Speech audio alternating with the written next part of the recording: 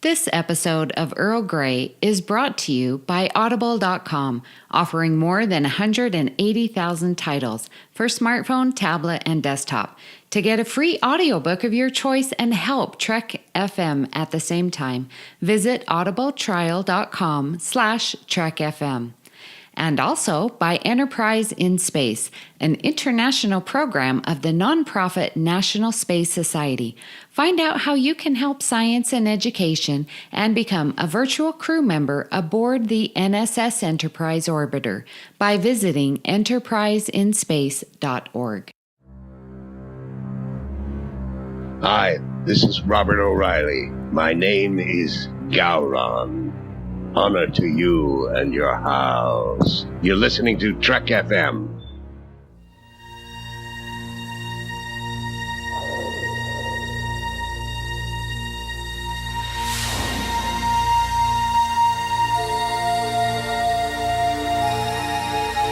T.O. Grey Hospital.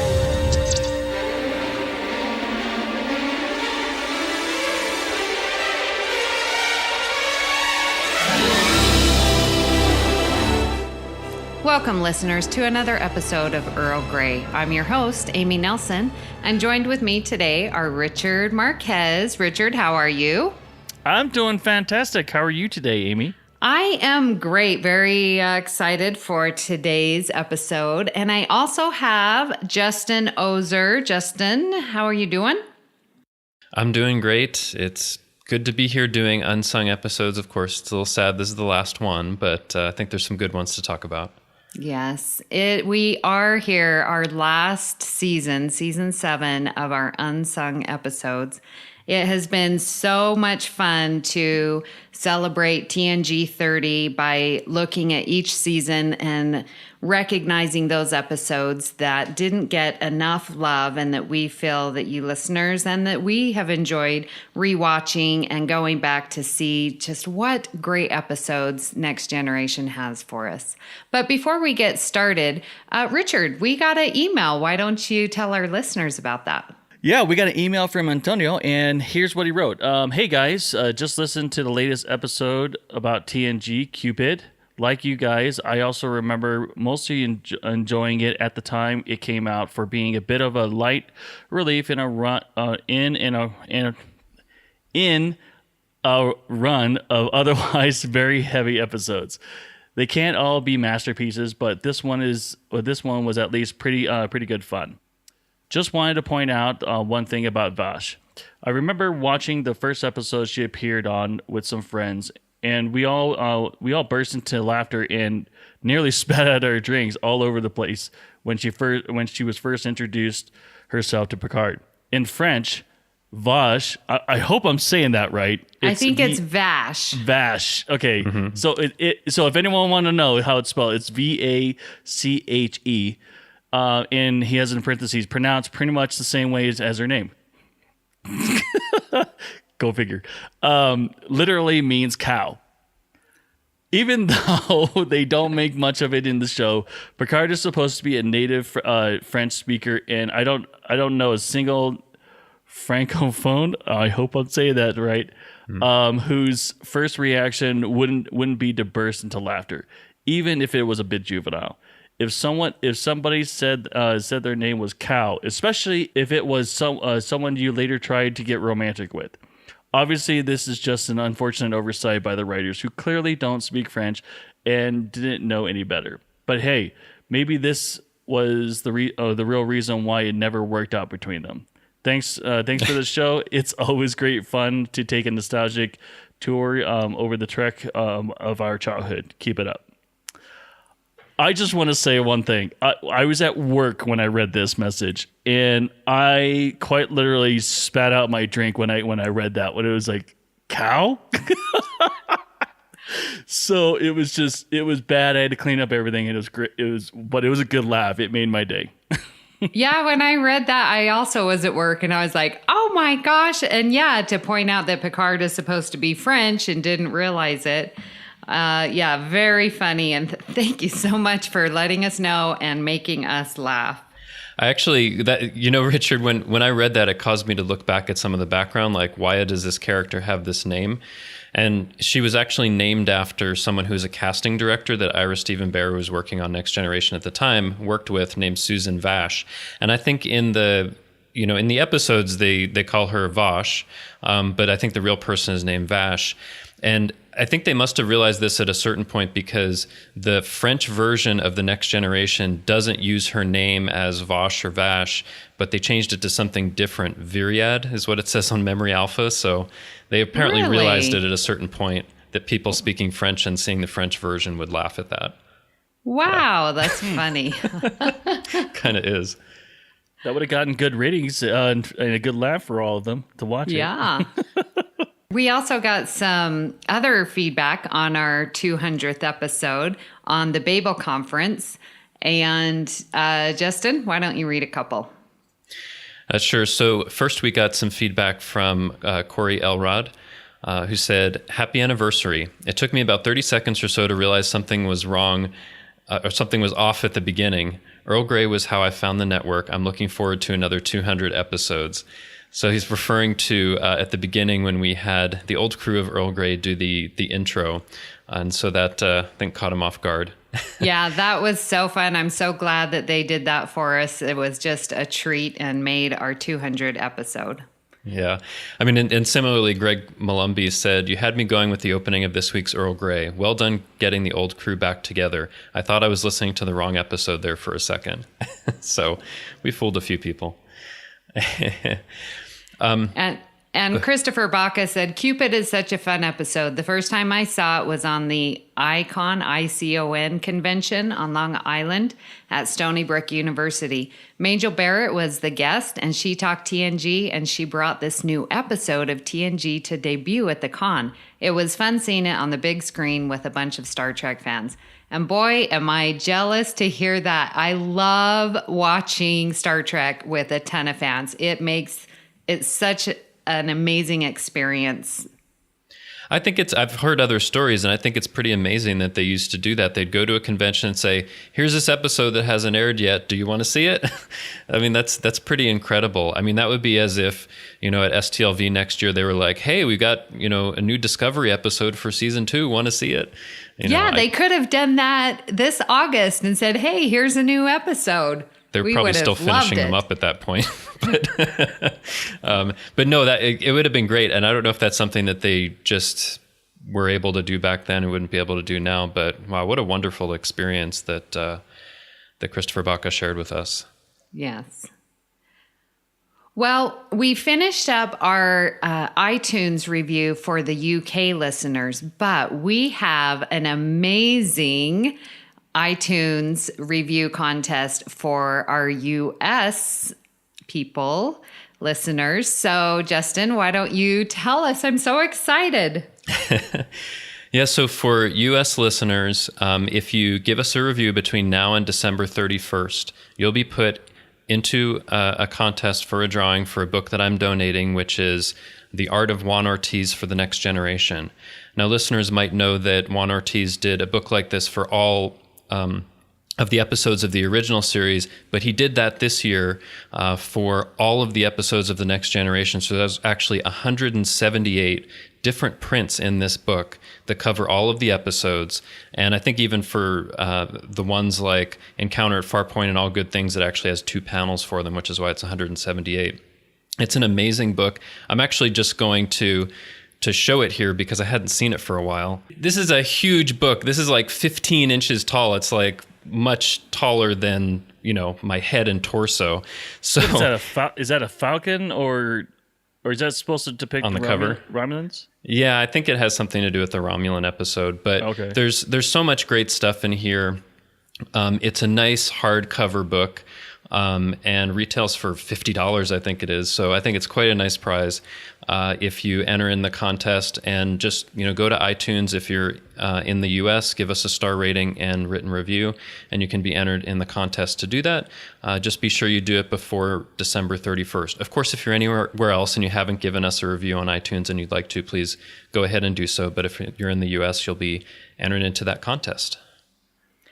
Yeah, we picked that book up at Star Trek Las Vegas, and they had all the prints displayed in the hallway as you walk down, for the TNG 30. And boy, each one is so good, and it seems to capture the essence of each episode, and just amazing, amazing artwork.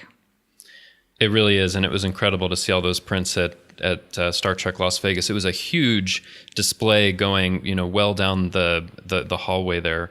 You can imagine 78 178 prints. Yeah. Yeah. So it's a fantastic book, and I definitely have enjoyed flipping through it, and one lucky listener will do so as well. Yes. Well, thank you so much for donating, Justin. That's awesome.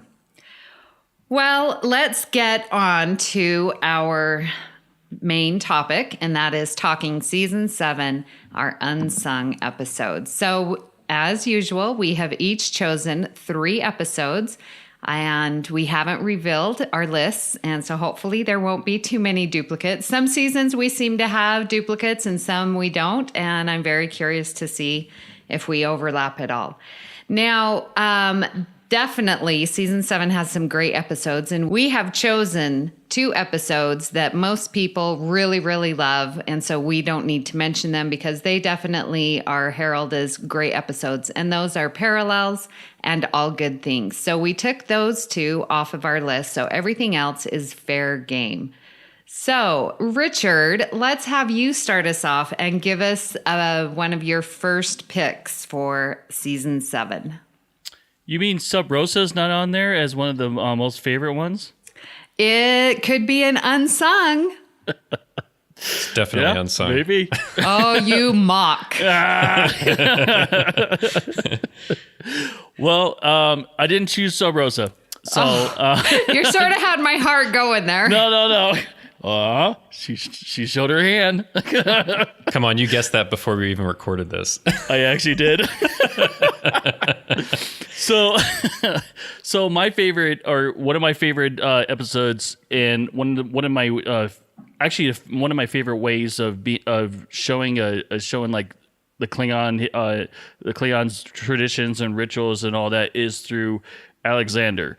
And one of the things that I really love about this season is that Firstborn is in this one, and we actually see, I guess, him struggling between being a child on the Enterprise and then being a Klingon child, and going through rites of passage.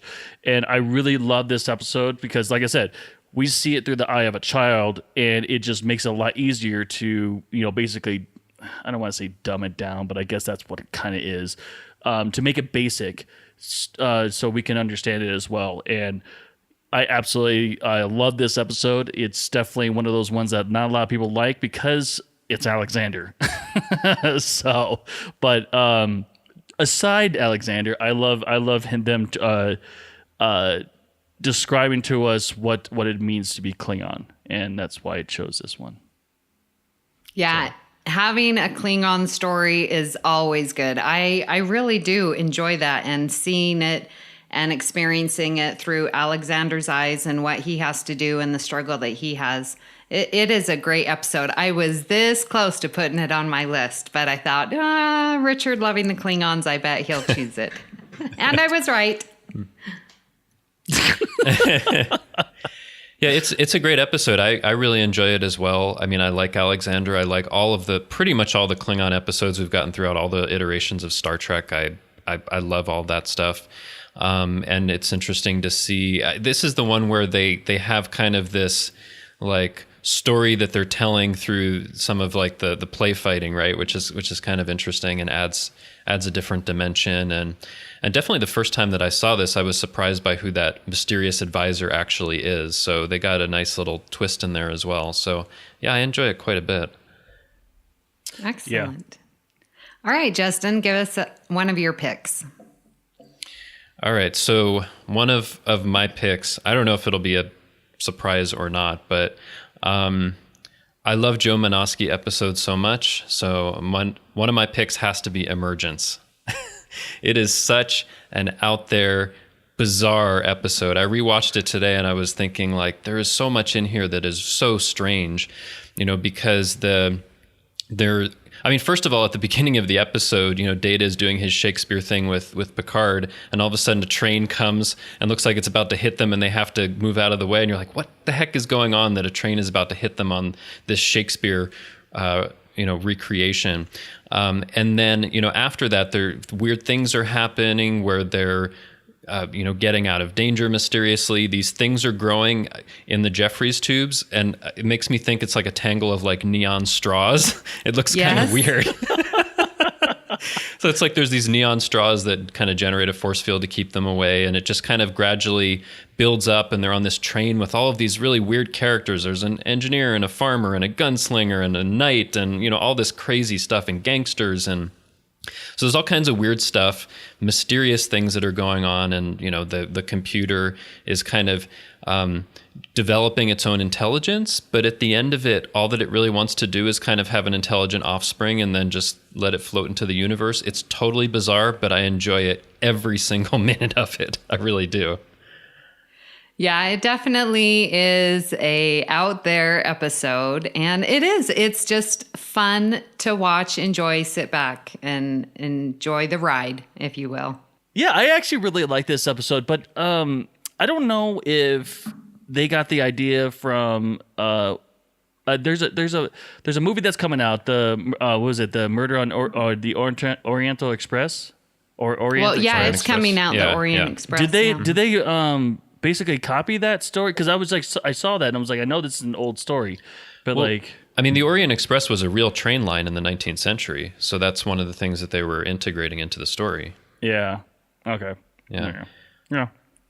I really do like this episode. I'm glad that movie's coming out, which I will definitely go see. But it's one of my favorites, and I love that Crazy Straw little reference, because I didn't even think of Crazy Straws, because I got a ton of Crazy Straws in my drawer that I could probably make that.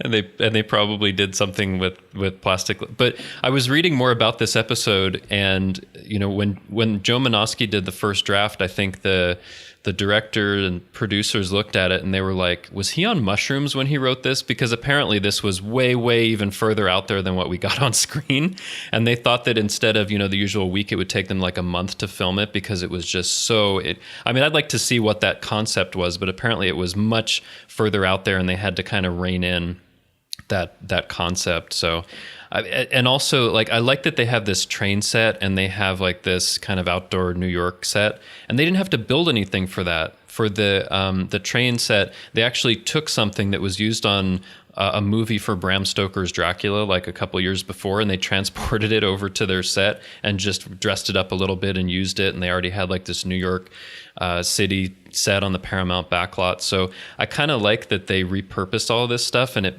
like there's these things that you haven't seen, I think, on the Next Generation before, but that looks new, but they just repurposed it from other stuff. So they're being really creative. Well, for my first pick, and I'm wondering if any of you chose it, I wanted to highlight Pegasus.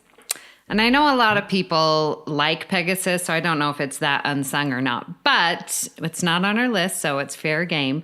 I really like Pegasus. I think it's a great episode. It's one that just shows a great Riker dilemma. And to piggy tell it with the last episode of Enterprise, These Are the Voyages. Like, if you pair those together, I like them. I like them paired together too, actually. Yeah. So I like that. And that we get to see that this story is continued, so many years later. But I like Pegasus because it reminds me of the season 2 Matter of Honor, where Riker again has this dilemma of who or where are your loyalties? With Matter of Honor, he's on the Klingon exchange student, the exchange student express, but the exchange program. And, the Klingon captain's like, well, what are you going to do? Give me the secrets. And, and Riker's like, well, I'm going to be loyal to you, but also not be disloyal to the Federation that was my first, loyalties. And we get that same dilemma where he's has to be loyal to his first captain, and he struggles. Do I share with Captain Picard? And so I like seeing that dilemma, and I think it's a great episode. Fun, exciting technobabble and technology and sci-fi and little dealings with the Romulans. I mean, this episode just has it all. Yeah, and I mean, there's a lot that I love about this episode, and one of the things is it has something we've never seen before in Star Trek, the phasing cloak, where you can be like cloaked and pass through objects, which is a really kind of out there concept that they just introduce, and then I don't think they really get into it at all anywhere else in the Next Generation era. But I love that concept. It has Captain Picard Day, which is so much fun, and we talked about on the Funniest Moments episode. But also like the conflict that Riker has with a previous captain and his current captain also reminds me of The Wounded, where O'Brien has this conflict between his previous captain and with Captain Picard. And I do like seeing that interplay, like where does the loyalty lie? A previous promise you may have made not to talk about something, how valid is that now? So there's a lot of really great stuff happening in this episode. It's definitely one of my favorites. What do you think, Richard? Yeah, it's definitely one of my favorites as well. I don't have this anywhere on any of my lists, so because I figured a lot of people actually like this episode, but it's definitely one of those ethical episodes. Yes. Yeah. All right. Well, that was our first round. So, Richard, give us your second season 7 unsung episode picks. So I chose this one because from this episode on, we really don't hear it. We hear about this. So I chose Force of Nature, and mainly because we hear about the warp. Is it warp limit? Is it warp speed limit? Like a warp speed limit. Yeah. There we go. So and we really don't hear about any kind of impact that warp travel has on subspace or anything else, really. I mean, we hear it here and there, but you don't hear something like an actual speed limit. And I love this episode mainly because it sets that standard where we actually start seeing warp speed limits, because it actually does have harm towards in a sense our own environment in space. So it's not the best story, but that's the main reason why I chose that. I like the story and the idea, but I've always found it a little bit confusing whether this speed limit was supposed to be just in this little sector where there was all this damage done, or if it was supposed to be everywhere. They refer to it like a few times later, but then they kind of drop it, so maybe they worked everything out. So it's one of those weird things, I think, where they wanted to go for a certain like environmental message, but it ended up maybe being too restrictive for what you needed to do in Star Trek, and they just kind of mention it once or twice and then just drop it, right? Well, and I remember hearing a couple of times, like in Deep Space Nine as well as Voyager and so on, that there was an actual speed limit. Like they were authorized to go exceed warp 5 or something like that, or whatnot. And that's ultimately the reason why. I really think that, a speed limit would probably be a good idea. To save the environment, I'm sure. Yeah. I always thought it was just that sector. I mean, space is so large. And so I think you've got some kind of perimeter imaginary line that, if you go faster on the other side of the quadrant, that it's not going to affect, So that's in my head canon. But no, I like that episode as well. And I think that they do reference it a couple more times. So we get that it is something that is important and that we want to continue to do. Yeah, although I think what happens is that so often, the crews are in emergency situations that they're just allowed to disregard it. And so we don't hear about it every time. Yeah. Just like, it's important that we get there fast, so let's do it. But it's a very interesting concept that they put about, that there should be some kind of kind of speed limit on what they do or some kind of limitation, because usually in Star Trek they're just keep pushing boundaries further and further and further, and there doesn't seem to be a limit to what they can do. But here they're trying to think about whether there should actually be a limit, which is really interesting. Yeah. All right, Justin, give us your second pick. Well, for my second pick, I'll preface it by saying that I've seen Zach Moore of Standard Orbit say that season 7 is like the family reunion or family homecoming season, because there's so many different family members that come in. But you know what? I like that aspect of it. And one of my favorite episodes is Inheritance, where we get to see Data's mother, I guess in quotes. But I just rewatched this one today, and it's a really moving episode. And part of that is that Fionnuala Flanagan, who plays Juliana Taynor, Dana's mother, does such a fantastic job of showing all of these emotions that she would have. And she's kind of reflecting, of course, the reveal in the episode, spoilers if you haven't seen it, is that she's actually an android, but an android that's so advanced that she can do all of these emotional things. She doesn't know who she is. So she's kind of like another side of what we've seen for Data, who doesn't have emotions, except when he has the emotion chip, but I won't get into that. So Data without the emotions, and then you have Lore, who does have emotions, but he's this bad person, right? And then you have Juliana, who has these emotions, is an android, but thinks that she's completely human, and so is like a really sympathetic character, and you feel what she's feeling, and you can really like connect with her on this great level. And I just love it so much. Her performance is great, and just kind of exploring Data's past and all of those things. I think it's, and also you get the last performance of Brent Spiner doing Noonien Sung when he's in the holodeck and talking about everything that happened. So it fills in all of these things, and I love all these parts of Data's story and his family that we get. And I think this is a really fantastic episode. Well, Justin, I did have that on my list. Ooh. So there's a duplicate there. But yeah, I wrote it down because I like seeing this next generation of android and how advanced in real life she is. When she's get injured, she's to shut down, and, that she's aging, that's written in her code. And I think it's so interesting. Again, Data's dilemma, it's like, do we tell her the truth? And if you listen to Mission Log, the truth with a capital T, or do we not tell her that she is an android? And just going through that, like when is the truth relevant? When do we need that, And she can live just fine without it, and she's going to expire. So. Yeah, I mean, She's an android. No, I get it. It's just funny. Yeah. I mean, but like in this case, if he tells her the truth, then, Noonien Sung has programmed it so that the truth will literally kill her. She'll just shut down and die at that point. So yeah, and so he has created this android psyche. I mean, how advanced is that?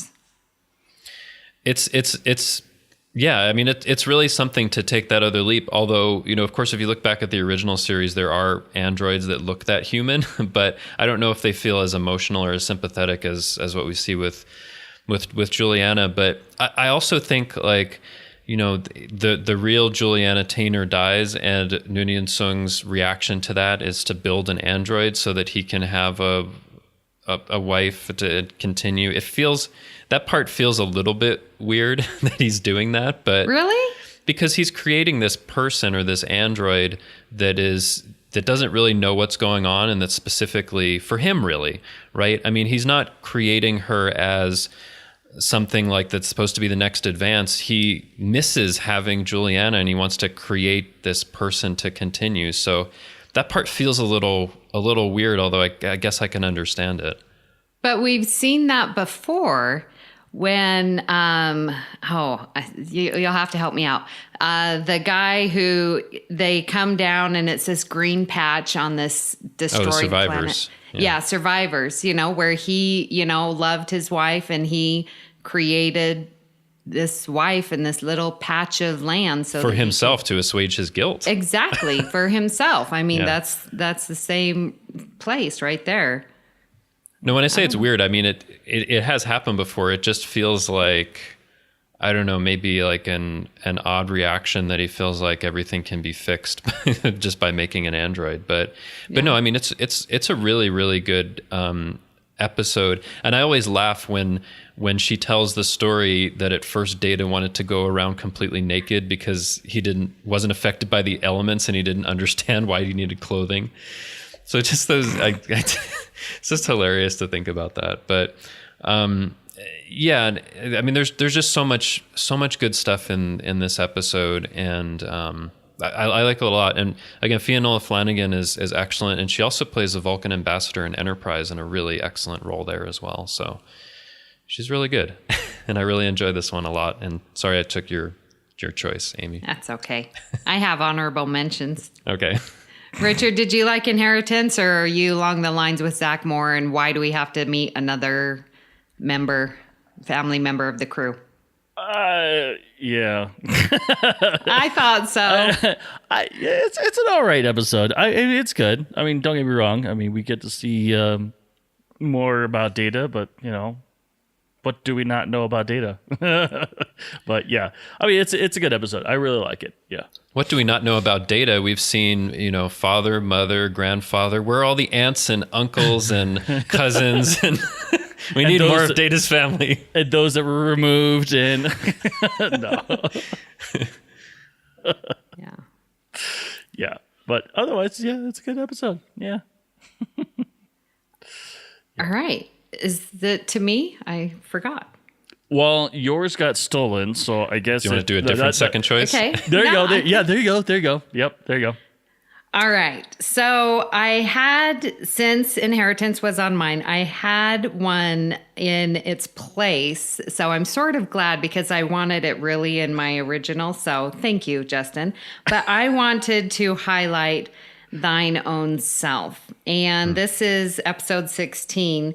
And the reason why I chose this, I'm sure you guys and listeners will know, that this is where Deanna Troi makes Commander. Woohoo! And All that right. is always not a fan, worth but I like a rewatch.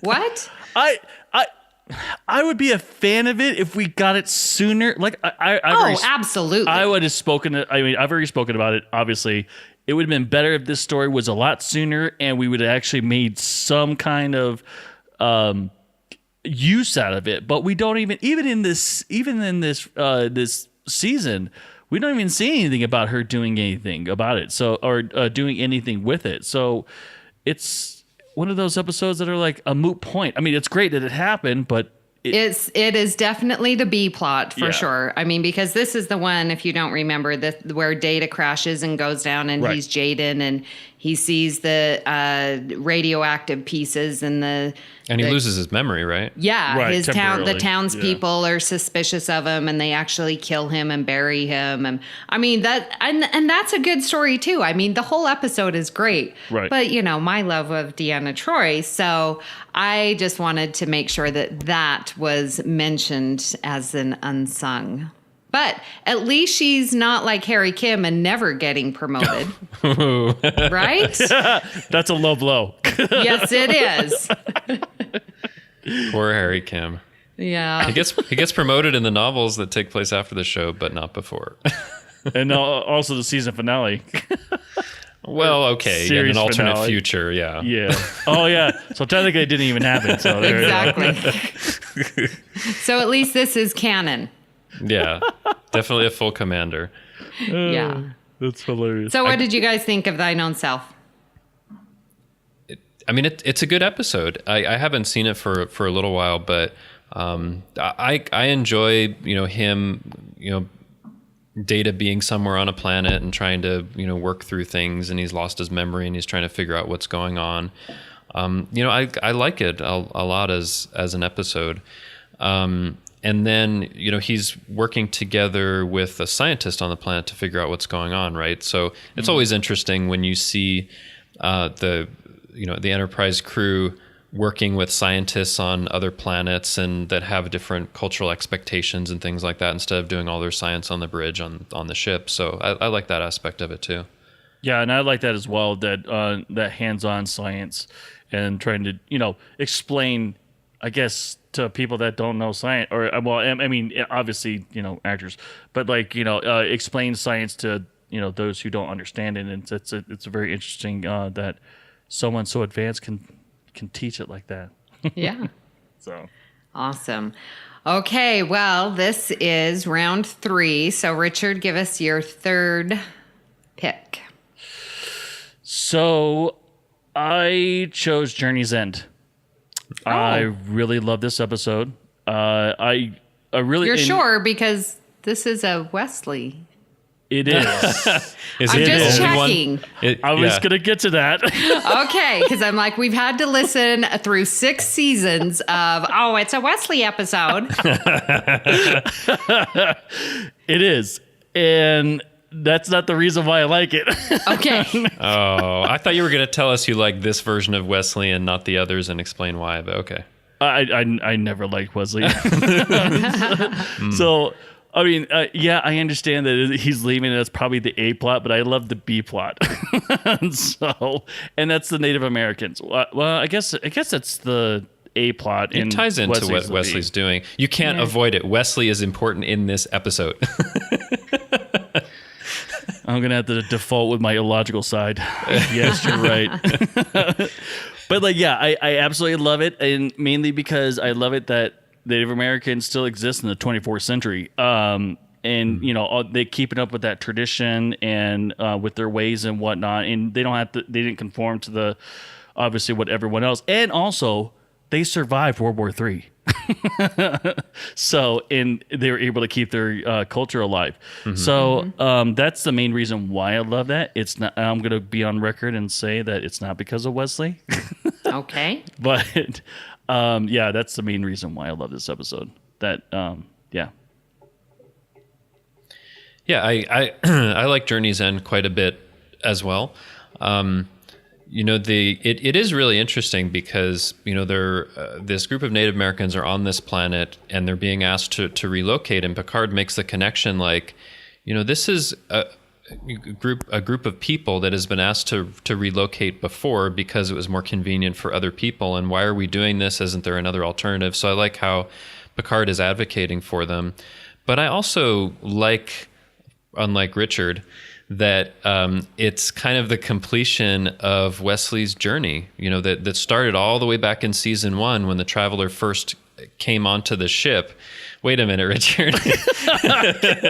I just had something. Okay, go ahead. No, but all the way back in season 1 and where no one has gone before, where you see the Traveler is there and recognizing something special in Wesley, and that kind of continues, and now it's gotten to the point where he can go on his own journey with the Traveler, in effect kind of become a Traveler. I like that they've kind of picked that up and it's come full circle, so I like it just as much for the Wesley plot. So I'm going to reverse what I said and say I do love this episode all the way through, because this is the episode that Wesley leaves. Oh, Richard. Well, I like Journey's End too, and in part because we've seen Wesley and we get to know him as the kid who's always, and we talked about this previously, but the kid who's always trying to please and do what's right and do the best that he can, and live up to his father's expectations, to Picard's expectations, to his mother's expectations, and just try and live this life that others want him to be. And I just think it makes him so relatable to so many kids. I mean, not every kid is a hooligan and trying to break rules. And this is the first time that we see him actually take ownership of his life. And I just feel that is so relatable to so many teens. And so I really love it for that switch, and that he's going into adulthood and taking ownership of his life and really claiming responsibility that this is my choice and this is what I want to do. I just think that is so powerful. So I really like that. And yeah. Well, I wanted to add one thing, which is that, for Wesley, his his father and his mother both in Starfleet. And there's kind of this expectation that he's going to do the same, and he's followed along with that for all of these years and felt like maybe it was the right thing to do, but he's not feeling it by this point. And so he decides to do something different. So I like how that expectation, kind of changes, and that Starfleet isn't the be all and end all of everything. There are other things that people can do and decide to do that may work just as well for them. And I like that as well, because that is a lesson for people that are watching it. Just because your parents did something, or there's an expectation that you do something, or that people put a certain value on a certain profession or a certain thing that you might do, doesn't mean you have to do that thing. You can do the thing you really want to do, even if it means becoming almost like a mythical being, if that's what you want to do. Yeah. So no instruction manual for that yet, though. Yeah, right. Awesome. Great pick, Richard. Well, Justin, give us your third choice. Okay, so for my third choice, again, I don't know, I don't know whether this would be a surprise or not. It's probably not, if what I'm thinking. It's piqued my interest. Go ahead. Okay. Well, I chose the episode Attached. Amy's surprised. I love this episode a lot because, this. So I think I've said before that the person that I think it really is right for Picard is Nella Darren, but I think that Beverly Crusher is right there behind her, and is really good for Picard. And I love how they kind of like open up to each other, and they're reading each other's thoughts, and there's all of these things that are, I don't know why, because I'm usually not into like relationships on Star Trek, but it really moves me, and it works for me. And it also works that they don't kind of take it completely, like they know where they stand, but they're not going to take it completely in that direction and be like, oh, let's start dating and exploring this, because that would have consumed a lot of the last part of the season. But there's a lot of things that I like about the episode. I mean, it's not just the Crusher Picard stuff. There's a really interesting plot that's going on where there's this planet that wants to be admitted to the Federation that's made up of these two different species, the Kess and the Prit. And one of them seems like they're ready for membership, and the other's isolationist. And Picard's having a really hard time with this, because he says that every other Federation world that's been admitted has been completely unified in their government and, in their outlook and all of that. And this one is divided. And they're trying to work through that. But in the course of the episode, as Crusher and Picard get kidnapped, and, there's all this stuff going on, the one faction that they think is going to be a great Federation member turns out to be completely like paranoid and suspicious. And they find out through this whole mission that they're not ready to join the Federation. I like that part as well. So I don't know, there's just a lot of stuff that I like about this episode. And this is one of the times where like Crusher and Picard kind of works together for me, and I like it a lot. So, I don't know. What do you guys think? Well, Justin, you're 2 for 2, because Attached was on my list as well. So you didn't expect me to choose it, huh? No, I thought for sure Ro. I was going Ro. Preemptive Yes. strike? Yes. Yeah, I was thinking that too. Now I'm you gonna throw you surprised off. me. Well, so why I chose Attached was very similar to what you said. The relationship between Picard and Crusher. Like, we see it right at the beginning in season 1, the Naked Now and the little Beverly. Oh, so we're going by first names. Anyway, so we see it throughout, and just their unspoken glances that they have throughout the entire series. And now to finally that those glances now have words because they're attached is so amazing, right? And Attached. exactly. And so it's like they already know each other's thoughts, but now they're hearing it. And I just think that is so revealing and so opening and makes them both so vulnerable. But you're right. They know where they are. They know where they stand. They did this entire time. And I just think it makes their every moment previous to this episode so much more special. It just ties a lovely bow on everything that they've shared from all the way back from season 1, dealing with Wesley and sharing their breakfast together and, talking about Vosh and and Nella Darren to each other. Like all of these things just get so just concluded, just a nice closing to their awesome friendship with a hint of relationship. It's just, I really enjoy it. So, and it's a fun escape episode. You know, that's fun to see them escape too. So. What do you think of the episode, Richard? I liked it a lot. It's one of those I actually forgot about this episode. I can't believe I did. So it is unsung. It is unsung. Yeah. I thought, for some reason, I thought this was like season 5 or season 6. But yeah, season 7. Wow. I had no idea that it was in this season. So yeah, I absolutely love this episode. It's one of those ones where, you know, I mean, who doesn't want to know what their spouse or a good friend is thinking at that moment? Right? But it brings up a question. Do you really want to know all of those thoughts? Because one of the things that they talk about is, I have these thoughts, but I've learned not to say them, right? Because there are all these random things that can go into your mind, but is that really your intention, or your mind is just like working through something and different possibilities? So I don't know if I'd want that, because it may not be actually representing your true intentions. Well, but I would love to have a switch to just turn it on and off, and just those moments that I do want to know. Click. Oh, really? That's why that's why the Vulcan mind meld is so perfect. Like, I'm going to share this portion of my mind and psyche with you. So right, and that's what, and it's a great comic. Really, I love it. I love when they're, you know, basically can't separate each other, separate from themselves from each other and whatnot. They walk in proximity. Yeah. They walk a certain distance. They're like, oh, I'm getting nauseous. I need to be near you. It's a very interesting idea. So there was something else I wanted to talk about for this. So this was an episode that was written by Nick Sagan, who's the son of famous astronomer Carl Sagan, which I think is really awesome. And he wrote, I think, Bloodlines 2, which is the one later in the season where Picard has this son he didn't know about.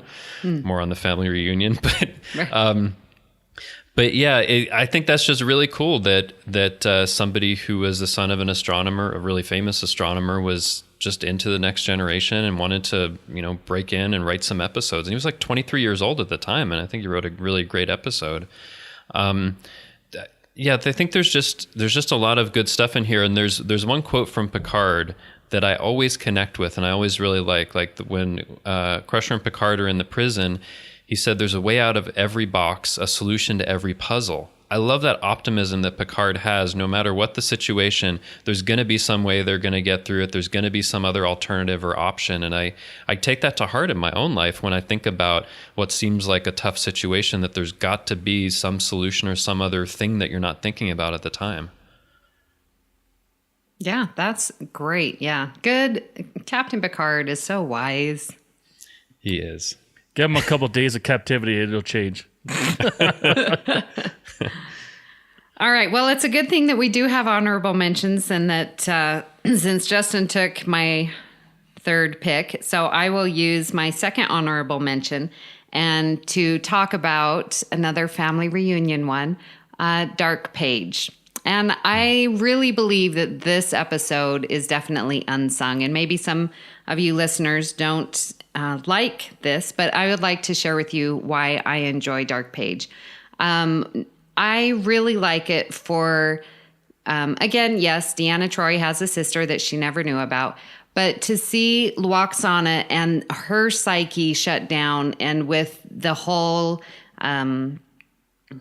telepathic... Is that what it's called? Yeah. Empathic? I think they talk about telepath. Yeah.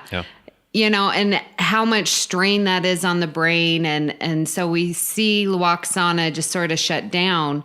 I think from carrying this burden for so long and the mental fatigue that she has, and then really using Deanna and Deanna just sort of helps her mother, which is interesting because they've always... kidded with each other and, oh, my mother's coming on board. Oh, I have to see my mother, So there's that. But then in time of need, they're going to be there for each other. And so I just think it really tells a much deeper story about Lwaxana that we don't always see, especially in the early seasons, that she's just there for the comic relief. But it really brings her story and her life, and therefore Deanna's life, a deeper level. So I enjoy Dark Page quite a bit. Here's how unsung this episode is. I'm trying to read about it now because I totally didn't remember what it was about, and I probably haven't seen it in a really long time and may have skipped it in some rewatches. Sorry. All right. So I don't even really remember much about it. Richard, maybe you remember something. No, actually, I was doing the same thing.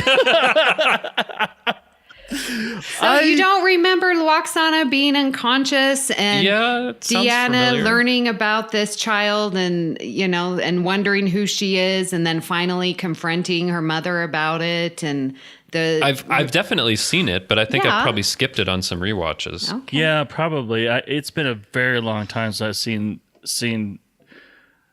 Come to think of it, I don't think I've really seen a lot of the. Or no, wait, let me rephrase that. I haven't seen a lot of the season 7 episodes in a while, because it looks like, I haven't seen I haven't seen this one, or at least I don't remember seeing this in a very long time. I remember watching it, but I don't remember what it was completely about. But yeah. All right. Well, listeners and co-hosts, yes, I'll rewatch it. I would recommend a rewatch for Dark Page. All right. Well, that is our picks, and my honorable mentions are used up. So, Richard, did you have any honorable mentions that you want to talk about, or Nope. are we good? Nope. Okay. We were good on mine. Okay, Justin. Well, I had a couple as I was thinking about season 7.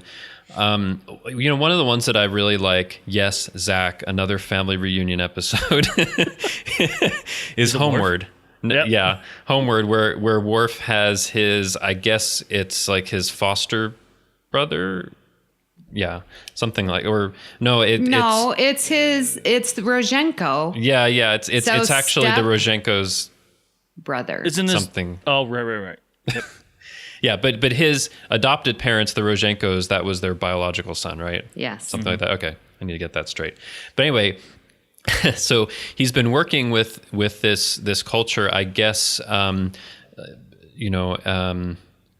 surreptitiously, like they do when they're observing cultures, and it looks like that culture is about to be destroyed by some natural disaster. I don't remember exactly what, but he has some this storms or something. Yeah, some crazy storm is going to wipe them out. But and he doesn't want to see that happen. So he actually has the idea that he's going to transport them to a holodeck on the Enterprise and have them live things out as if it was on their planet, and they'd transport them somewhere. So I think it's a really interesting Prime Directive story. It's an interesting idea to think about this culture not being aware of what's going on and actually transporting them over to another planet. I'm like, they're not going to know, but whatever. Only one person knew, and he died in sickbay. But I don't know. It stretches things a little bit, but I just like that whole idea, and trying to preserve culture and trying to kind of work their way out of this Prime Directive dilemma. So I like the episode. Yeah, I like it. Again, Rozhenko, he's okay.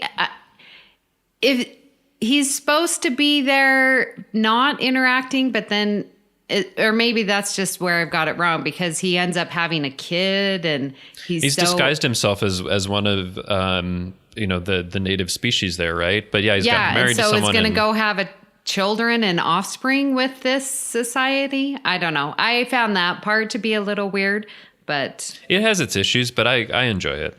Yeah. Yeah, I think it's worth a rewatch if people wanted to check it out. And the actor, it's Paul Sorvino, isn't it? Paul Sorvino, yeah. He does a great job, and it's always enjoyable to see him. So he does. He's awesome in the episode, and I mean that may be one of the big reasons why I enjoy the episode, because I love so much of what he does. Yeah. I had one more I wanted to mention. Again, I'm not sure how unsung it is, but I love the Gambit two-parter a lot. It's so much fun to see Picard, as kind of this pirate archaeologist and all this stuff that goes on. I won't go into it in detail, but I love Gambit a lot, so I had to give it a mention. Yeah. It is. It's really fun. And to see, again, those sideways glances between Riker and Picard and pretending like they don't know each other. And they when get to they're get out some scheming all aggression by along. punching each other, apparently. Yeah. I'm like wondering how long that took. So awesome. Well, why don't you give us your overall season 7 ideas and thoughts? Richard, let's start with you. Despite that it's basically a family reunion, I actually like a lot of the stories throughout this whole entire season because it feels like it's closing the chapters and basically it's the series finale and they all know it, and I absolutely love that some of these stories we get to see basically shutting out their chapters. So, obviously some go on to other series, or obviously Worf goes on to another series, and we don't see anyone else really. But that's what I absolutely love about this season, that it's very nostalgic. And yes, I know, Zach, it's a family reunion, but ultimately it's also a series finale, and it works perfectly. So yeah, that's my thoughts about season 7. Justin? Well, for season 7, I think it has a reputation of being a weaker season. And I think in some ways that's true because you have things like Sub Rosa that bring it down, and a few others that I'm actually surprised you didn't pick Sub Rosa, Amy, because you love the most unsung episodes that are possible. But yeah, there's certain ones I'm not that into, like Sub Rosa, and there's also a few others like Interface, where Geordi is talking to his dead mother, but not really so, which is that was weird. This close to making it on my list. Interface was. I'm not surprised, but it's weird, and there's some episodes that are odd like that. But at the same time, it has some really strong episodes. It has the Gambit two-parter, which I like, the Phantasms and Attached, Inheritance, Parallels, Pegasus, Homeward. There's a Journey's End, Lower Decks, Preemptive Strike, All Good Things. It goes on and on. So there's a lot of really great episodes. I think it is weaker than 5 and 6, which are probably the peak of Next Generation. But we found a lot of great episodes to look at, and there's a lot of really good ones for listeners to take a look at and rewatch, and even some hosts to rewatch, like Dark Page, I guess. But overall, I think it is a good conclusion to the Next Generation, and there's a really good set of strong episodes. And of course, when you take a look at the season, it's hard to forget that it finishes up with All Good Things, which is like one of the best Star Trek things ever. So even if there are some weaker points, they finished out on such a high point that counts for a lot, I think. Absolutely. And I too agree. Looking at the list of episodes, I think there are some that I've sort of not included in any of my rewatches. I'm like, oh, this has been a long time, and I've had to what is this one about?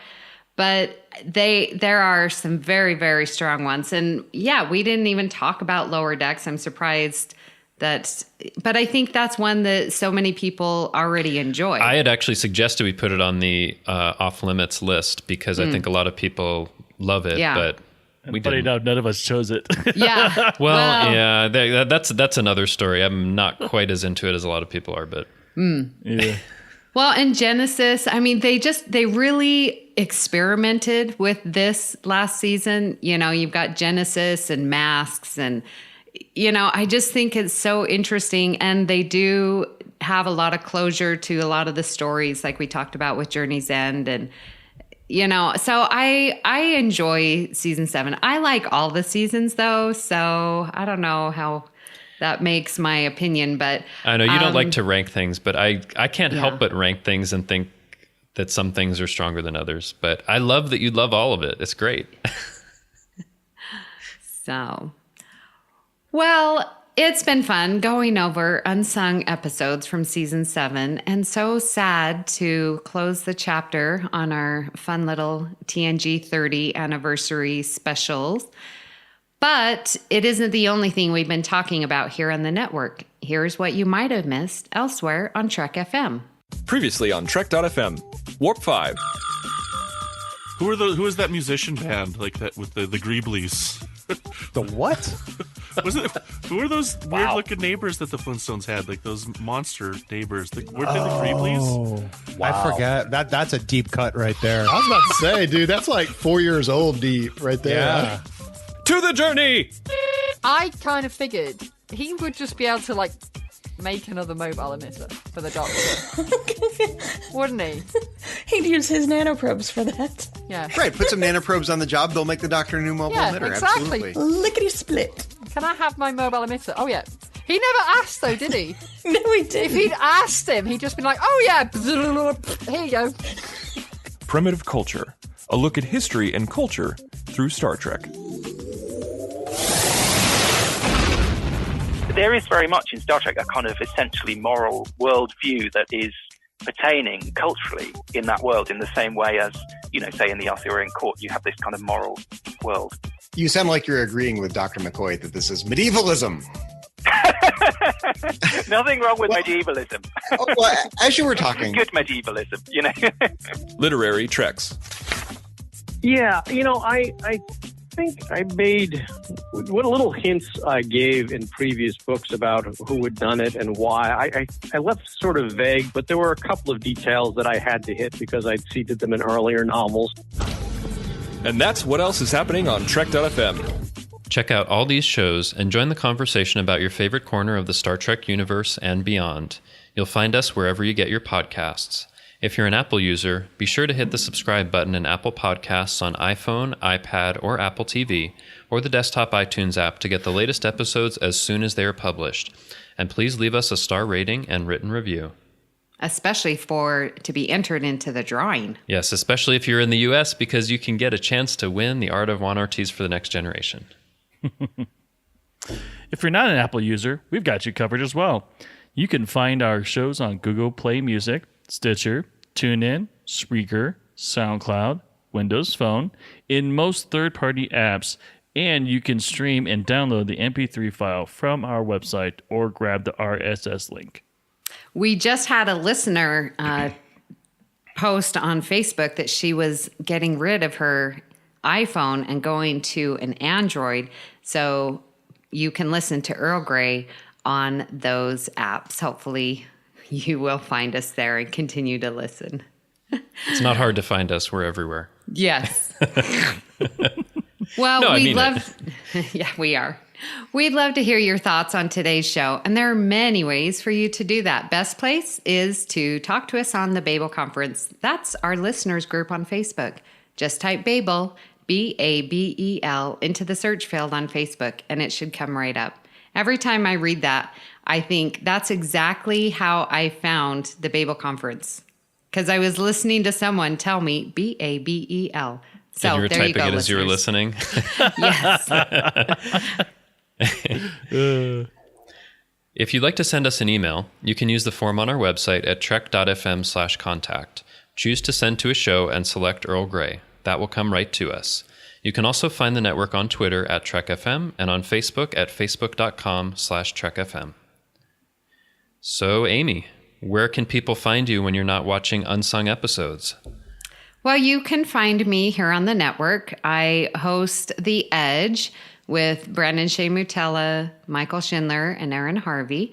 You can find me doing the mini show Postcards from the Edge, where we talk about the fan response for our new Star Trek Discovery. I'm also on Twitter at Miss Amy Nelson, but my favorite place is on the Babel Conference. Once I found it, I've never left. Richard, where can people talk to you? Well, they can find me on Facebook. I'm also on the Babel Conference. And yeah, I am also on Twitter. My handle is XRansom. Oh, sorry. Justin, where can people find you? Well, you can find me on Twitter. I'm at TrekFan4747, where I tweet about nothing but Star Trek. Happy to announce, just finished my Season 3 rewatch of Next Generation, about to go on to Season 4. Well, Yay. It's about time. I know. I've been distracted by, participating in this show and watching Discovery and all that stuff. But I'm finally there. Eat, So- sleep, drink, and then watch Star Trek and then go to bed. Then repeat. Pretty much, yeah. I think there's some work in there somewhere, but I don't know. Nah, you don't need that. You don't need that. So anyway, you can follow me as I tweet about my season 4 rewatch of The Next Generation. And you can also find me hanging around the Babel Conference on Facebook. Well, if you'd like to help keep all of our shows coming to you each week, you can become a patron of the network on Patreon. Visit patreon.com/TrekFM. That's patreon.com/TrekFM to get all the details. There's some amazing perks at the $5 level. You can get into our website patron zone where you get early content and or early releases of our episodes and exclusive content. At the $15 level, you can join our roundtables that we have and get dropped on our master feed. And at the $25 level, you can become an associate producer. We really appreciate any support you can give us and hope that you'll join the team. Again, you can find all the details at patreon.com/TrekFM. And we'd like to take this opportunity to recognize our current associate producers, Norman Lau, Justin Ozer, and Michael Huter. Thank you so much for supporting Earl Grey. So join us next week for another cup of Earl Grey. Today is a good day to die. Are those party straws? Great joy and gratitude.